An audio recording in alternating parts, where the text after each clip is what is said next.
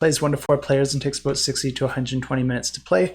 And one thing that I think is worth mentioning is this one is being co-designed by Simone Luciani, who has designed one of my favorite Euro games of all time, which is Tolkien, the Mayan Calendar. But he also co-designed like 4 other games that are in the top 100 on Board Game Geek, which is a pretty incredible feat. This guy really knows what he's doing. So I think that can give you a lot of confidence in this game, or at least give you a good reason to check it out. And this is a low luck 4X Euro game hybrid that's set in an ancient dystopian past where mythology and science fiction have come together to create a world where portals have opened up, granting access to interstellar travel. Each player is going to be representing their own house as they travel to these different planets, and traveling from planet to planet can be pretty impressive, especially in an ancient past. And players are taking full advantage of this because you're actually going to be posing as gods to the inhabitants of these planets as you compete to build bases, recruit troops, develop new technologies, defeat local dominions that might push back against you as well as the other players, and take planets for all the resources before moving on to the next one.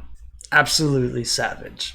But the different actions that the players can perform will provide a certain number of immediate victory points, but there's also some random endgame goals that are drawn at the start of the game that are going to provide some variable ways to earn victory points that are earned at the end of the game.